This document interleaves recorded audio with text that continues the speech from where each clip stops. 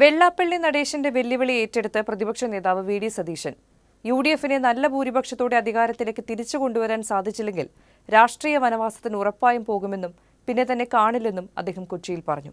യുഡിഎഫിന് 98 സീറ്റ് കിട്ടിയാൽ രാജിവെക്കുമെന്നാണ് വെള്ളാപ്പള്ളി പറഞ്ഞത്. എന്താണ് ആർക്ക് വേണ്ടിയിട്ടാണ് അദ്ദേഹം സംസാരിക്കുന്നതെന്ന് എനിക്കറിയില്ല. ഞാൻ അദ്ദേഹമായിട്ടൊന്നും മത്സരിക്കാനോ തർക്കത്തിനൊന്നും പോകുന്നില്ല. പക്ഷെ അദ്ദേഹം ഒരു സത്യം അതിൻ്റെ ഇടയിൽ പറഞ്ഞു.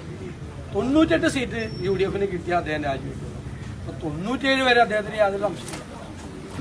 അദ്ദേഹത്തെ പോലെ പരിണതപ്രജ്ഞനായ ഒരു സമുദായ നേതാവ്, നമ്മുടെ സംസ്ഥാനത്തെ രാഷ്ട്രീയമൊക്കെ നന്നായി നിരീക്ഷിക്കുന്ന ഒരാൾ യുഡിഎഫിന് ഒരു 97 സീറ്റ് വരെ കിട്ടുമെന്ന് സമ്മതിച്ചു. പിന്നെയുള്ളൊരു 4-5 സീറ്റുകളിൽ ഒരു 100 കവിഞ്ഞു പോകാനുള്ള കാര്യം അത് ഞങ്ങൾ കഠിനാധ്വാനം ചെയ്ത് അത് 100-ലധികം സീറ്റാണ്. ഞാൻ അദ്ദേഹത്തുമായിട്ട് വെല്ലുവിളിയോ ഒന്നുമില്ല. പക്ഷെ അദ്ദേഹം പറഞ്ഞൊരു പ്രധാനപ്പെട്ട കാര്യമുണ്ട്.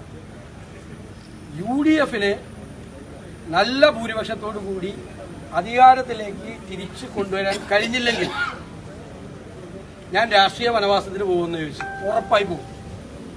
യുഡിഎഫിനെ നല്ല ഭൂരിപക്ഷത്തോടു കൂടി അധികാരത്തിലേക്ക് തിരിച്ചു കൊണ്ടുവരാൻ കഴിഞ്ഞില്ലെങ്കിൽ ഞാൻ രാഷ്ട്രീയ വനവാസത്തിന് പോകും. പിന്നെ എന്നെ കാണില്ല. അത് ഞാൻ സമ്മതിക്കും. അത് ഞാൻ സ്വീകരിക്കും. അദ്ദേഹം മാറണ്ട.